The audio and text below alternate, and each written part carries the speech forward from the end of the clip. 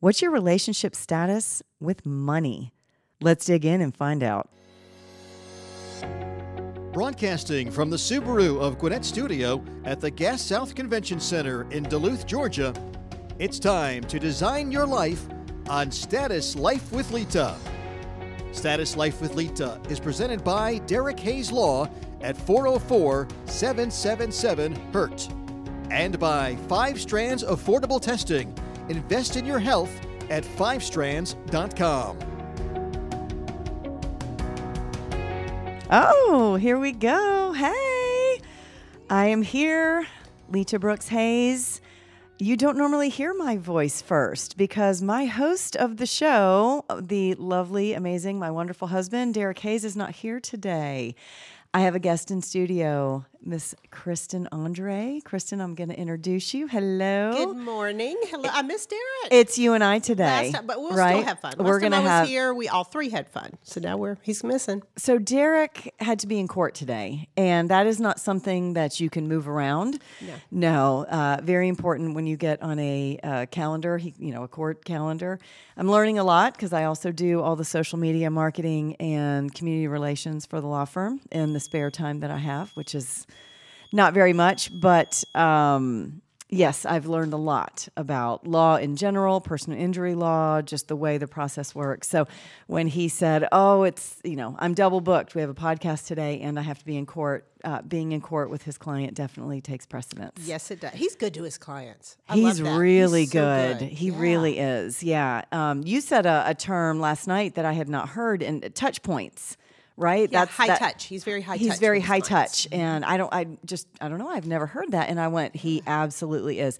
That's the number one feedback that we get. And that's why his referral network is so high, because when you work with the firm, Derek Hays Law, which is just Derek Hays, it's, we're a smaller boutique firm, but he likes it that way so he can give more personalized customer service to each and every client. And I hate that they keep coming back. And the reason I hate it is because they've been injured, right? So, of course, we're here for anyone, that needs anything under the personal injury realm. It's, car accidents are the most common, a lot of slip and fall, unfortunately, elderly, and he does some nursing home neglect, medical malpractice. So when you're in our office, it's because something really bad has happened. And so that's the only reason I say I don't want to see you back, because we gain such rapport with all of our clients. They become friends. We just, by the end of the process, we become really close with everyone. So then to see them come back, obviously we're appreciative that they want to continue to work with us in our firm, but that means something else has happened. Yeah. And so they know that you'll take care of them. So absolutely. you do. You're right. You don't want anything bad to happen. Right. It's a really, it's interesting in that he loves what he does, because truly, he would never really brag on himself like this. And I probably am saying he would never. He's and if so he was humble. Sitting here, he'd be turning beat red. He probably. He would. We'll say it while he's not here. I'm sure he'll listen to the show. We'll brag on him while he's the number one listener. But no, he goes back and he goes, and listens to all the shows. I do not. I don't know if we're getting off topic here, but I put this content out. I put 100% effort and thought and energy into every show that I do, and I just let them live. I feel like if I go back and listen to my shows, I'm going to critique. Oh, I shouldn't have stumbled there. Oh, I should have said this, or oh, that joke really wasn't funny, or and I don't want that. I don't want I want the content out there. And I do the best I can in the moment, and I let it be organic, and I let it live. I think that's perfect. I do the same thing with mine. I don't go back and watch. You don't? Okay. Because once it's out there, it's out there. Yeah, there's nothing correct. you can do to There's change nothing it. you can do. But that, and it ties into what we're talking about today. That's a mindset thing. That's just saying, you know what? It's the moment. It's out there. I put everything in while I was in the moment, and then it's out there. I did hear Johnny Depp gave an interview one time, and he said he's never watched any of his movies for that reason, that he's this, I love me some Johnny Depp. Right? I have watched his movie. We all have this amazing A-list actor. He's so talented, and yet he for that same concept and that same mindset, he puts 100% of his effort into the work and lets it live. And then wherever That's it crazy, goes, it because goes. he's missing all the good editing and the action. And Johnny, we're going to need you to watch some of these. They're good films. I don't know, but it's the same way. The editing happens. Our producer Mike is here in studio. That's his job, not mine. And I let my content live for all my listeners. So let's dive in. Kristin, you've done the show before. You have your own podcast. I've been on your show multiple times. So we've been in this space before. Yes, we have. For new listeners or listeners that need a little recap of you and your business, give me your background. Give me, your elevator pitch so everyone, can kind of dig into what we're going to talk about. I appreciate it. Well, I'm Kristin Andree, and I like to call it a recovering financial advisor. I've been in the financial world for a long time. I stepped down. I ran a practice and ran a firm up in New England, in Connecticut, right north of New York City, and stepped down about 15 years ago to start coaching and consulting with financial firms, executives, leaders. It's been fun. So I have a couple books. I do a lot of speaking, writing, but my passion is really helping people grow personally, professionally, and financially. So that's really where my work centers around. I've had a consulting firm for 15 years. I'm a partner in my FA Partners. We work exclusively with financial advisors with really every area of their practice: growing, scaling, moving firms, handling their products, their insurance, all that type of stuff. So it's a lot of fun. I get to dive in and just really help people scale. You think that's fun. I think that's overwhelming. Fun. But I don't know the financial world like that, which is why I needed you to be here today. Well, the financial world is overwhelming, but at the same time, I think we overcomplicate it a lot. Okay. So I feel like, same thing with advisors. I work with advisors, not in clients, but the advisors, I need them to grow their practice and scale and have things in place so they can truly be there and be present for their clients. When they're in front of a client, I want them to focus on that client. Sure. And what that client's going through, not worried about, marketing or this or that. That's why we come in and help them with all those pieces. I'm sure it's a great need too. Yeah. It's just like being an attorney. We were talking about Derek in the law firm. You get so focused on the law, and the clients, but it helps to have a coach and to have a business coach, to what aspects of the firm are we missing and that kind of thing. Yep. So, because lawyers are good at law. Correct. Advisors are good at finance. Yeah, no, you're right. We hope on both cases, but that's, they need to focus on what they're good at. Absolutely. Yeah. Well, today I want to talk about money mindset. I am so excited about this topic. And me too. So I am in a mastermind group. I've been in it for a couple of years. It is a staple in my life. There's a lot of accountability. It just keeps me focused on my goals, the future, what is status going to look like, and also the law firm. So that is two hats that I really, at this point, I wear. I thought with the law firm, okay, there's a need for the social media to be cranking out on, a constant level. I'm good at that. I learned a lot having my, multiple businesses, and I took 1 million marketing classes, and I thought, okay, this is my husband, this is the firm, I'm going to fill that. What I realized is the need was way greater than me going into the office once a week and working from home once a week. And so now I really have to consciously balance my time because my status life with Leta, I still have the status market, a little boutique shop, the blog, this podcast, all of that under the status brand that I'm still doing. That, and when I say 50%, I am a mom first. And so the 50% of my time, of 50%. Right? It's like it equals a lot. Yeah. So 100% is the kids, but they go to school. So and they're both in after school sports. So I have until 5:00. So I have a really nice big chunk of time, a big work day. So 50% of that is the law firm and 50% of that has to be status. And so it's just very interesting that, finding that balance. And that's a whole different show. I mean, we've talked about balance a million times on this show and how to achieve it and, just what that means. So back to how this topic in this show got started. That's where I was going with this. So being in my business mastermind, that has absolutely taught me how to do time blocks and strategic time planning and all these great tools that I'll share later. They asked me to be a speaker on money mindset. And so I dug in. I always do a ton of research before I have to speak on any topic. And I thought, I need to take that because it's so fascinating. And I want to bring it to my show today. But I'm not an expert, right? I'm looking at other people's research. I need to bring on Kristin Andree, who's in the financial world, who does this as consulting. Because at the root of it, this is incredibly important. Huge. Huge. And it's so overlooked. Money is truly the facet of every aspect of your life. It's going to gauge what home you live in, right? What grocery store you shop at, where you're, whether it's public or private school, what car you drive. I mean, these are things you actually have to pay for. Yes. It's going to dictate the vacations. If people make vision boards and you go the manifesting route, and that's a whole different thing. But it's like what you're wishing for is all attainable by the money that you have or the money that you don't have. There's the other opposite to this. Are you in debt? Are you an overspender? Is your husband an overspender? When I gave my talk, a woman chimed in and said, I don't have issues. I save, I make good money, I manage our money. My husband is a little off the rails with all this, and he's putting us into debt. And so again, if you're a team and you're a husband and wife and one of you has a really great money mindset and handles money well and the other doesn't, it's like there's so many different routes that we can go with this. There's right? so many. Our relationship, and we call it that, a relationship with money, dictates a lot of how your life is. The relationship with money. Yeah. And what I find very interesting, basic high school education, right? Grade school to high school, you don't learn money. Girl, don't even. I could do a 2-hour dissertation on this. I think it's ridiculous.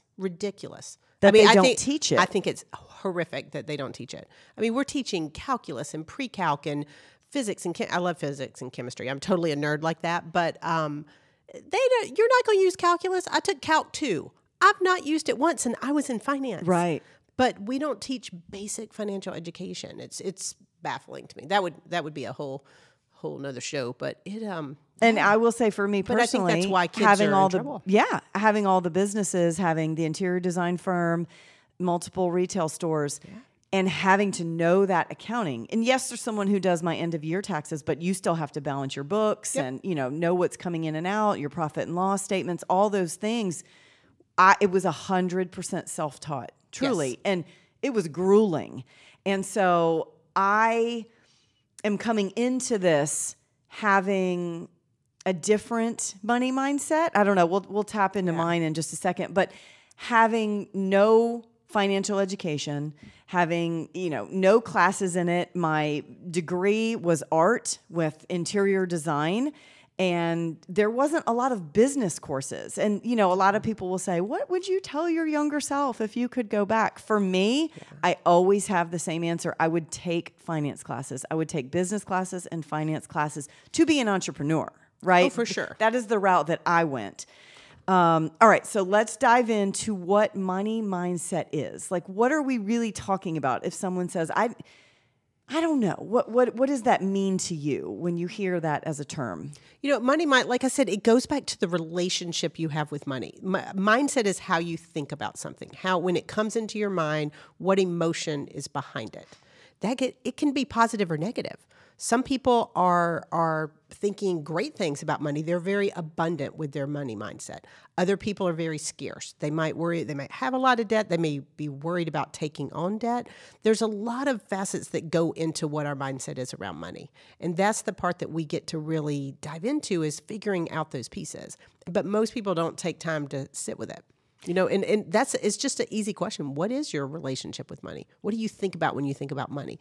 Because money's a tool. It's a tool to get what we want. And a lot of times we think money's the end game. It's not. Money just gives you options.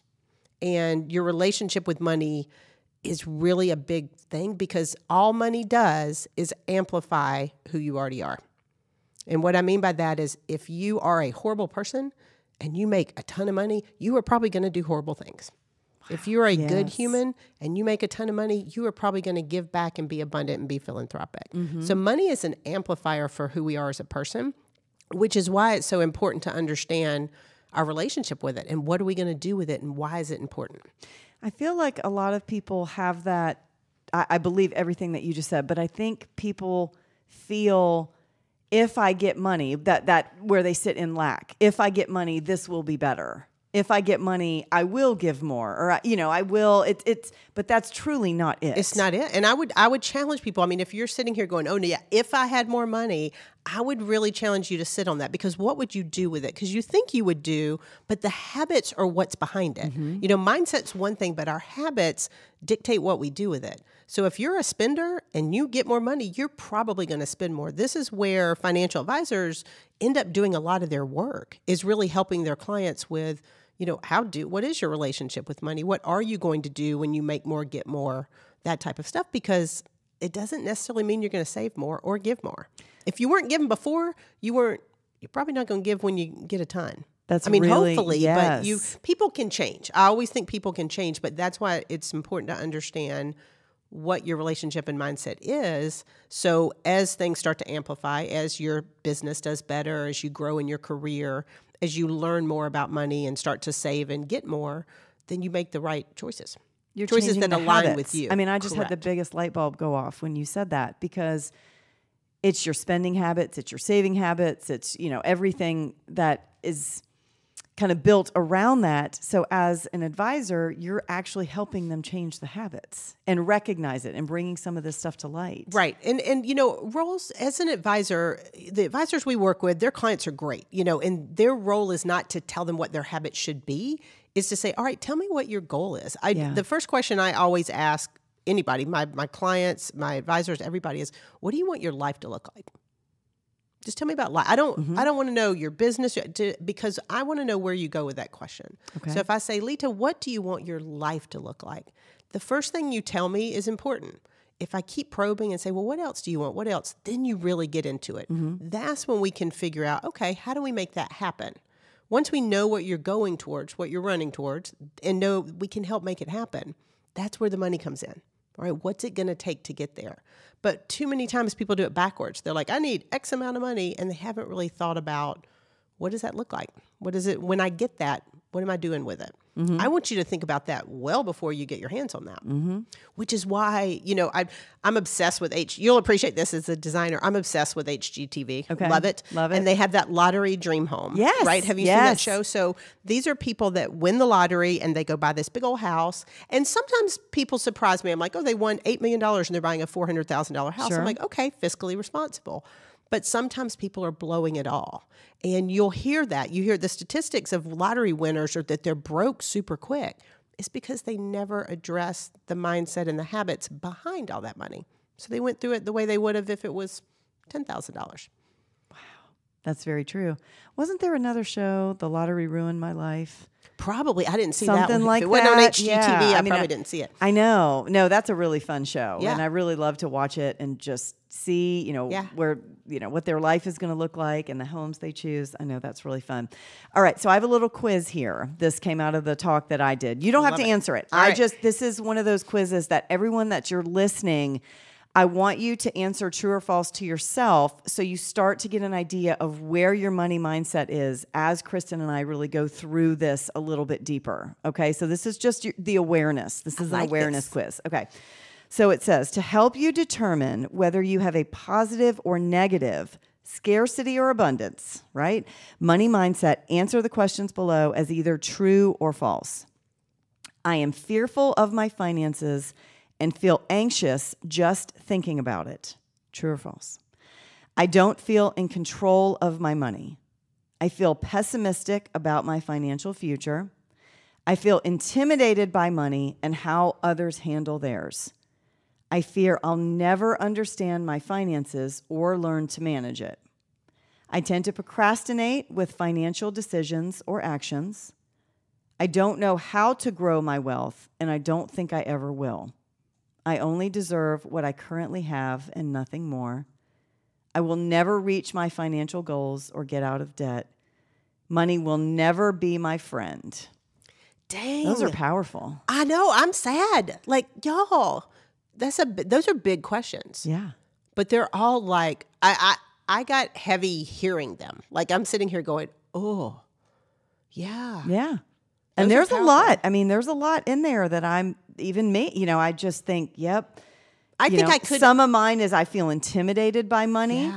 Yeah. Because, again, being self-taught, mine is what haven't I learned? Right. What am I? There's big gaps in my education about money because I don't have business courses. I have marketing courses. I have art courses. I have design courses. I have all these things. Right. But, there's just a lot that intimidates me about, I don't know anything about stocks and bonds or Wall Street or my IRA or, these things. Like I wish I did. I feel like I need one of those books. But here's the thing to think about that. They have those right. for dummies.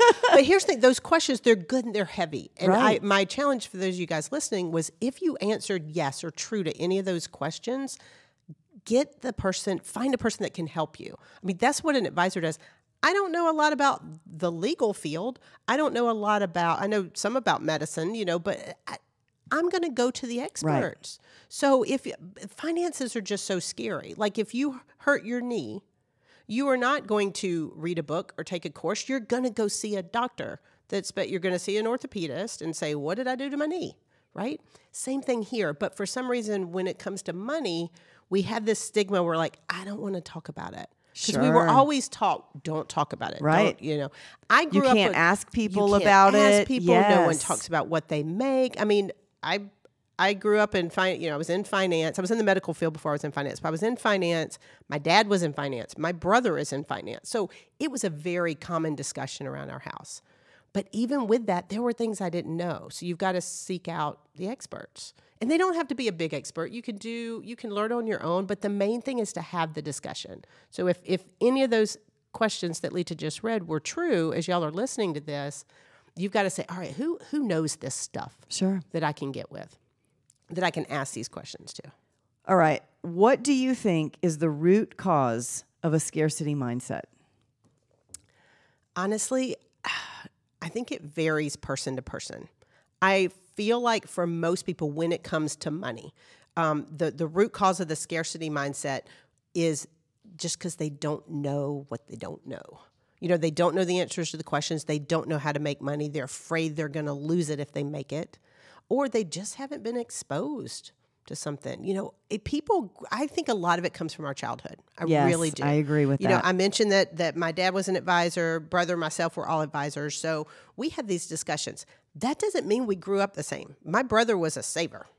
He saved everything. I was the spender, right? So we grew up the same, but our thoughts around money, our mindset was pretty similar, but our thoughts and all that were different. Our actions were different. But it really goes to what you grew up thinking. I grew up thinking I could do whatever I wanted to do. My dad was an entrepreneur as an advisor, so I grew up thinking I can make as much as I want to make. I can have the freedom and flexibility that I want to. I grew up thinking that you invest in your business. Sometimes that means taking on debt. Sometimes it doesn't. So I grew up, those were the pieces I took away from it. My brother was very different. He took different things out of it. But whatever you were raised with doesn't mean that's what has to stick. I was fortunate that I was raised with some, I feel like, good money role models. A lot of us don't have that, though. I have so many friends. I have advisor friends. I have personal friends that were just raised with not great examples.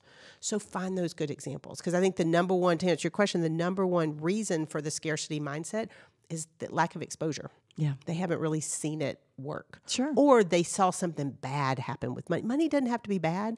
Like I said, it amplifies who you are. So if you're afraid of money because you're like, oh, I know this guy and he's filthy rich and he's just a jerk. Well, yeah, he'd be a jerk if he was poor. Yeah. But there's so many people that money allows them to do great, great, great things. Absolutely. We are going to cut right at that because I have lots more questions for you, but we are going to go to a commercial break. Before we do, a reminder that Status Life with Leta is sponsored by 5 Strands Affordable Testing. Gain personal insights on how your body interacts with your diet and lifestyle patterns. All they need is 5 strands of hair, and you'll receive personalized results to help you reach your health and wellness goals. Visit 5strands.com to learn more. And if you go to 5strands.com and you use the code LETA, L-E-T-A, the number 10, not spelled out, but the actual numbers, you'll receive 10% off your kit. Hello, everyone. As a listener of the Status Life with Leta podcast, you already know I'm attorney Derek Hays. I've been practicing law in the state of Georgia now for over 26 years. My firm specializes in cases involving personal injury, catastrophic injury, nursing home abuse, and any other situation where someone was injured by the negligence of others. As I've said before, if insurance companies ever resolve claims the way they should, I'd be out of a job. But I'm not worried about that happening. Did you know insurance adjusters are trained to pay you as little as possible to protect their company's bottom line? They say they're genuinely concerned about you, but really the goal is to settle the claim with you for far less money than you deserve. My job is to make sure they pay the full value of your claim and nothing less. You can speak directly with me by calling my office at 404-777-HURT. Visit my website at derekmhays.com or check out my social media platforms on Facebook, Twitter, and Instagram. And be sure to catch my podcast, Injury Insider with Derek Hays, wherever you enjoy your favorite podcast. I look forward to speaking with you. Tired of experiencing bloating, eczema, diarrhea, or weight problems? Get to the root cause of your dietary discomforts with 5 strands affordable testing. No need to schedule time off work. Just collect and send in 5 strands of your hair to see how intolerant your body is responding to over 600 common food items. Intolerance reactions are not life-threatening like allergies, but are responsible for most daily discomforts. Achieve your dietary and lifestyle goals by visiting 5strands.com and ordering your at-home collection kit today. All right, we are back, and we are digging in deep to your money mindset. All right, so for the second half of the show, we are going to dig into why money mindset matters, right? We've touched on all the things about it coming from childhood and, you know, just like you said, you and your brother were raised under the same roof, and yet you both have a very different money mindset take on things. So moving forward, we're listening to this. I'm just making the guess that most of my listeners are adults, probably from their 20s, mid-20s, right? Young professionals to, let's go, 60s and beyond. But we're not talking to young adults here. We're talking to adults, and adults that if you answered all the questions that we gave, that you live in a scarcity mindset. All right, why does that matter? Why does it matter to recognize why you're in scarcity mindset? And then we're going to go through the tools to fix it and really get you in that positive money mindset to basically set everything on track. Yeah, I think, and here's why it matters. It matters because this is fixable. It's figure-outable, right? Yeah. There's none of us that can't change. I mentioned my brother and I are very different. We both do really well. So it doesn't mean I don't spend money. I'm still a spender. I just have a very clear picture of my finances, so I know what I can spend. So it doesn't mean that you have to change. And so many people, when they think about their mindset, they're afraid to look at it because they're afraid it means, oh, I'm going to have to do something drastic. This is the biggest challenge when people have meeting with advisors. They don't want people to know. They don't want to expose themselves. But the reason it matters is this is the rest of your life. And you can change anything. We can change anything about your life on a dime and redirect. And I think money mindset is one of the big ones we need to do first. It controls so many other things. I have a story I want to interject right here. This is 100% a true story. Growing up, I had, still in my life, 2 best friends, Brian and Brad. And we were a trio for a very long time. And Brad had this crazy, fearless money mindset. And Brad, absolute crazy spender, he would just, whatever we were doing, whether it was dinners or a vacation, and we just did a lot together. We spent, a big chunk of our 20s all just together.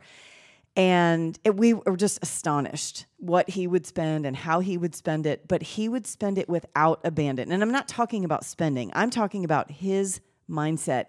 He had no fear that the abundance of money was not going to come back to him. He just had this inner knowing that there was plenty of money, and if I spent too much on this trip, or we were in the bars, and if I spent too much on this night, or if I took care of everybody, or if we went to VIP, or if I bought everybody tickets to this concert, he had this energy about him that was so electric and was so fun. But truly, the root of it, there was some money mindset that there wasn't a fear attached to. And then you had Brian. These are best friends, right? And Brian was absolutely a saver. He was way, way, way more frugal. Watched every penny, everything. The word budget came out of his mouth a lot.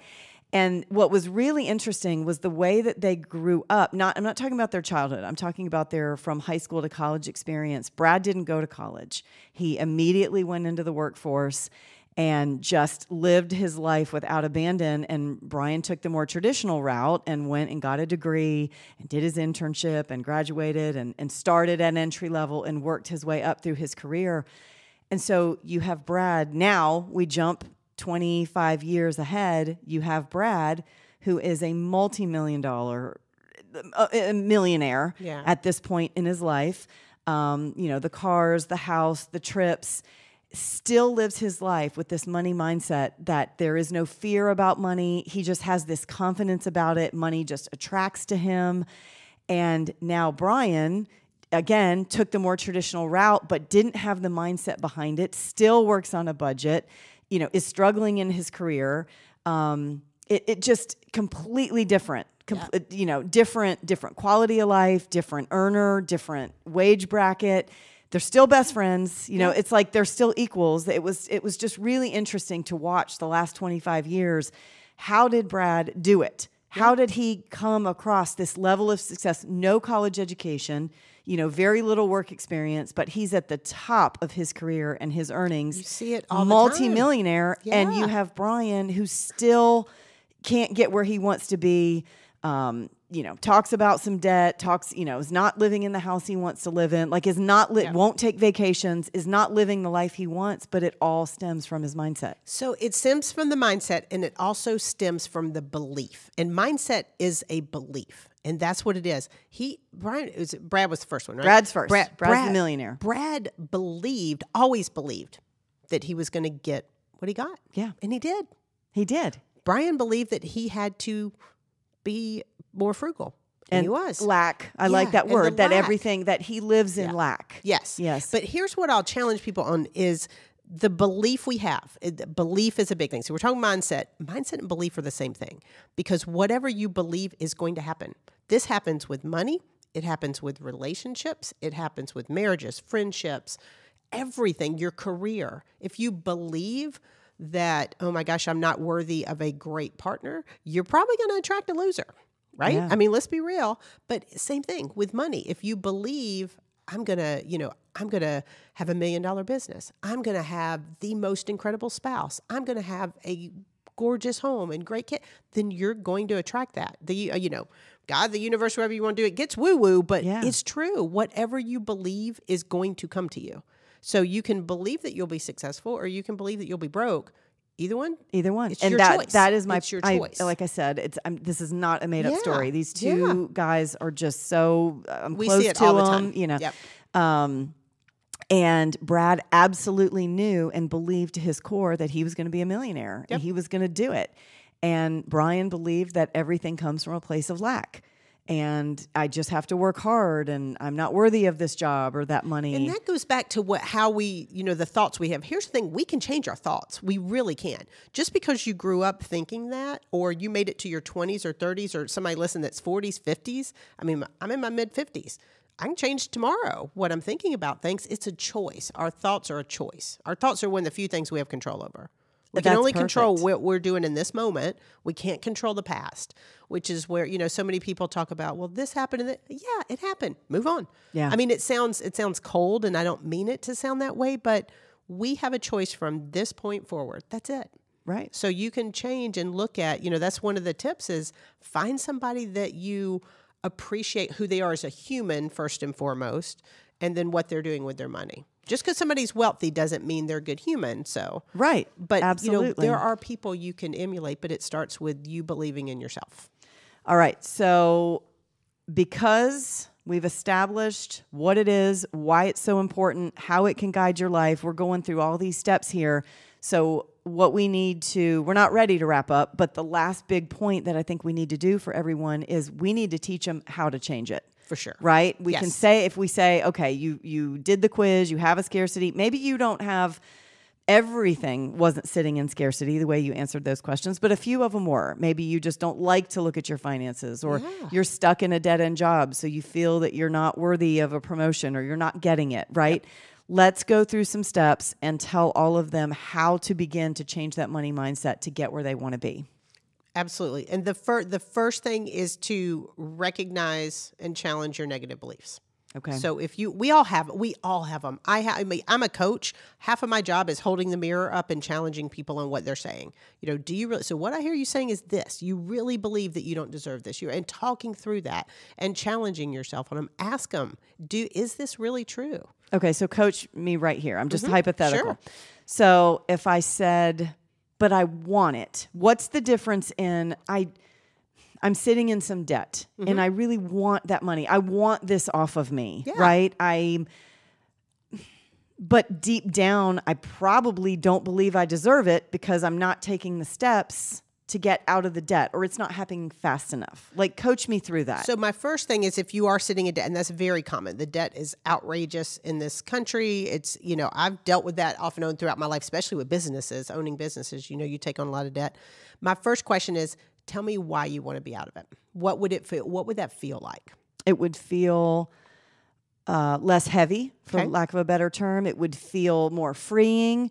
It would start taking money that I'm making into savings and into abundance instead of just paying off what, again, what just feels yicky. And what would that abundance allow you to do?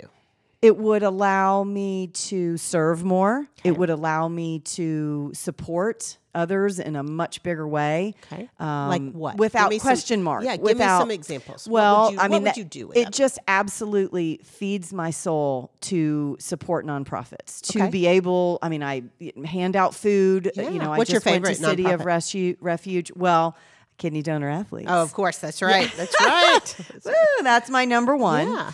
And jumping in and just being an advocate for that. But let me take it just to our community. Yeah. For the food banks, there's Lydia's Place, which is a support of children that have aged out of the foster care. Oh, yeah. They never got adopted. Those young adults, they're not children. The young adults at 18 years old on your birthday, the state, you're no longer a part of them. And most of them only have a trash bag full of things.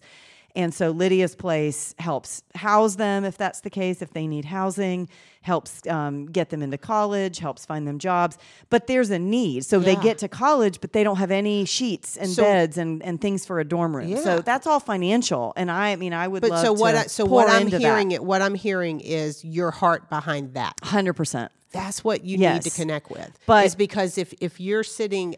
I don't want you to sit in, I'm sitting in debt, so I can't do this. I want you to say, I can't wait until I get to write a $10,000 check to Lydia's house. Right. I can't wait until the $500 a month I'm paying over here I can give to this charity, or I can write a check to kidney donor athletes.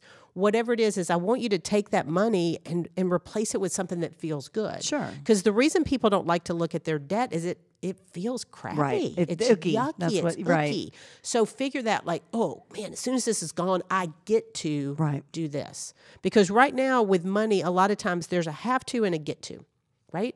We think about I have to pay my mortgage. Mm-hmm. I have to pay off this debt. I have to do this. I want you to switch it to, I get my car's paid off. I get to spend that money on a trip. Man, my house is paid off. I get to do this. Or if instead of your mortgage, if your house isn't paid off yet, just say, I get to live in this super cool house. I get to do that. I get to drive this really neat car, right? I don't love my car payment. I have a car payment, right? I don't love it. It's not small, but I have this. I love my car. Yeah. It's fun. Yeah. Got this, and I picked it out and I get to drive it and it's fun to drive. And so you've got to switch how you're looking at it. But I think it all goes back to challenging our beliefs. So if we're focused on the debt, we're going to attract more debt. Yes. If we're focused on here's what I get to do once that's gone, that gets exciting. That makes us want to pay it off.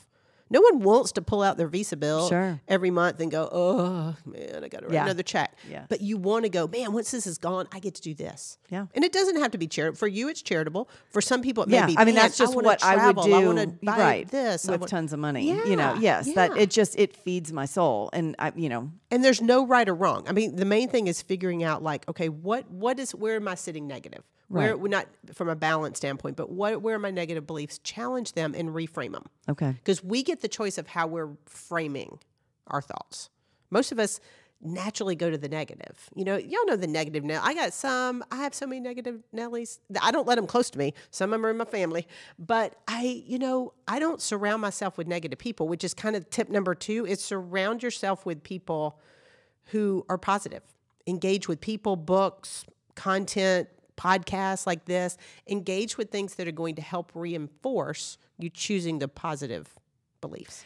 I love that. And when you were talking, I wanted to interject, but I didn't want to interrupt you, that I hope if you're listening and, this is affecting you, that you would write that part down. What you just said about, I need to see it. I need to see it on my mirror in the morning. Yes. I don't need to see my credit card statements, but I need to see where we're going, right? This is what I get to do. And so I would even write that as an affirmation. Like, I get to do more nonprofit work. Like that, I would need to see that. And so and make it what you really, really, really want to do. Yeah. Don't just say, I want to donate to charity if you don't want to donate to charity. Because remember, money amplifies. Right. So what is it you want to do? If you want to travel, travel. Right? Yeah, absolutely. Like, I would just say, I would want... Just because I truly enjoy that work so much, and with kidney donor athletes, I've been able to travel the world. You get to travel too. I know. You went to Kilimanjaro. And you did that. All these I went things. to Guatemala, and I mean, so yes, that was a whole different podcast we did about values and priorities, and those being out of whack, and then we did habits, and just how all of it truly, truly aligns. But your money mindset, again, it's not talked about. It's this hush hush taboo. Right. But yet it drives all of it at the root of it. Well, and that's probably the tip number 3. We said recognize and challenge your negative beliefs, surround yourself with positivity. I think the third thing is really be real, be transparent. You don't have to go broadcast your financial statement to everybody, but you do to your circle. Yeah. You do to your coach, your therapist, your spouse. We've got to be transparent about this or we can't fix it. Sure. You can't fix what you hide. I think a lot of people, and I'm just going from, different friends of mine's situation. And of course, when I was asked to speak on this in just a small setting, and she chimed in and said, what do I do about my husband? Yeah. I just found all this out, that he's got some hidden debt. And I had another friend getting a divorce, and she said, I had no idea. He had all these credit cards. We because we were married, we now have $50,000 in debt. He has a big problem. I thought I was sitting pretty, but now we're getting divorced, and I have to take that on. I've been there. And it's not fun. It's not fun. And that's just not communicating with your spouse. Ooh. Obviously, they were getting divorced, so there was some other major issues going on, right? You don't get to that point without it, but it can be frustrating if you're listening to this, like mine is really solid. Make your spouse listen to this podcast, right? Kristin's given it all the steps right here, so It's so important. I mean, it really is so important to be transparent. Again, even with if you don't have an advisor, getting it, but there's tons. I think it helps having a financial advisor just to go through this with and talk through it because they will make you look in the mirror. Okay, pause on that. So here's a question. If you're not, and I'm going to put wealthy in quotes, and whatever that looks like to whatever person. But I think a lot of people wouldn't go to a financial advisor thinking my income doesn't warrant that. 100%. Yep, I agree. And I think you're spot on. And here's why. Most financial advisors are going to have limits. They're going to want people that can invest money. Okay, I agree with that. So if you're not in that thing, there has been an entire industry launch within the last, I don't know, probably more than a decade, but it's getting really popular called financial coaches. There are good ones and there are bad ones. There is a certification for financial coaches. Financial coaches are not taking the affluent. They are working with, we like to, you mentioned the word budget earlier. I don't like the word budget. It's scary. People I don't like it. Don't call it a budget. Call it a spending plan. Because what happens if you have a budget and your groceries go over? Well, then you what? feel constricted. Budget just sounds constricting. So if you're thinking about trying to up your money mindset and make it more positive. Instead of calling it a budget, call it a spending plan. It just sounds nicer. But money coaches, and they're certified money coaches, they can help you just with the basics of financial stuff. Ramsey's got, financial advisors don't love Ramsey. I'll be the first one to admit that because he's got some great advice, but it is very general. So advisors are going to take that advice and make it very specific to a person's situation. They are typically people that have some affluence or have amassed some wealth or can invest. So that's what advisors are looking at, but there's also insurance advisors, and there's a ton of different types. If you don't want to work with that, if you don't feel you're at a level, ask. They'll tell you. Yeah. If not, a financial coach is great. Dave Ramsey has great courses. There's self-courses you can take, but learn about it. Ask questions. That's the big thing, is don't be afraid to ask. I think with money, we're afraid if we ask a question, it's going to sound dumb. But it's not. Because if you have a question, then it's very valid. But absolutely. I would take it one step further and piggyback on what you said was number 2, just surrounding yourself with great people. All right, so let's say you're in a sticky situation and you don't have a ton of money and you're trying to, figure out, how do I gain wealth? Yeah. It could just be a friend or a mentor. It absolutely you could even, if you were comfortable enough and you had a boss or a manager who, seemingly was doing very well, you don't have to find a coach necessarily and pay for a coach. I'm just trying to tell everybody, if you, maybe a grandparent or somebody else's grandparent, I tell you what, that generate the greatest generation. I have this thing for the greatest generation. If you're in your 80s and 90s, there is a high likelihood I may just come and hug you. Yeah. But the greatest generation grew up during the Depression. I mean, there's not a lot of them left around. Right. But their money it's very scarce, but they're very responsible. Right. Same thing with boomers. They had to learn They're very responsible. Mm-hmm. So we're typically seeing, and now the generation, I'm a Gen X, and then you've got, Zennials, Millennials, and all the generations are getting, I don't want to say less responsible because that sounds bad, but they aren't talking about it as much. They weren't taught as much. There's not that responsibility I have to take care of this. I have to take care of these things. So I think I would encourage you guys just to really figure out, all right, where can I get this from? Who are my people? Mm-hmm. You've heard me say this. I always say, know your people, find your people, love them hard. Know your people that are good with money. And just because they have money or appear to have money does not mean they're good with it. Ask questions. Sure. Who are the ones that that don't have debt, that really are great, that they, as a person, emulate what you want to be. So it's not about the amount somebody has. I know some extremely, extremely wealthy people that appear very wealthy on the surface, that under the hood, they're not. Yeah. So don't ever think that something's out of reach or that you can't do it. Really just sit down and find your people and ask questions. Say, hey, here's where I am, and I want to get here. Yeah. What do I need to do? And if you're not comfortable, then maybe it's a coach. It's like we're just giving you the options to say the education is out there. However you want to find it. Taking a step. And one of the other things that I had on my list is celebrate the wins. Celebrate your small wins. So if you have $500 sitting on a credit card and it takes you 6 months to pay it off, but you carve out money and you pay it off, celebrate that. It doesn't have to be monetary. You don't have to buy yourself something, but celebrate. Pat yourself on the back. Show some grace and gratitude for yourself. I think in the fight and in what you're accomplishing. So last night, yesterday was my 2-year marriage anniversary to Derek, and we celebrated, right? Yes. We celebrate, things like that in our lives. We celebrate birthdays. We celebrate, celebrate if there's some monetary goal that you really want.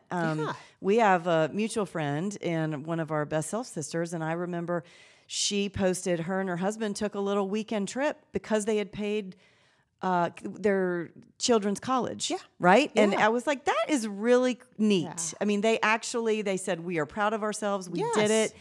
College is all paid off and, no debt for our kids and we're going to go and treat ourselves. Yes. Like, okay. Because that's a lot of work. We trudge through, we're not meant to trudge through life. We really aren't.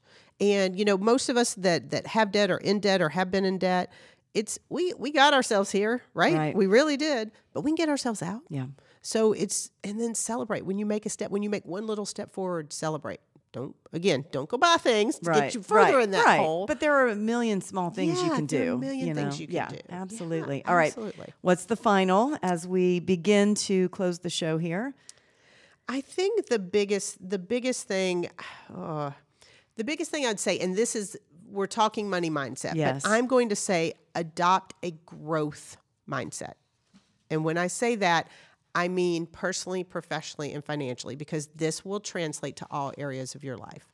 So if you have thought lack, I want you to think abundance.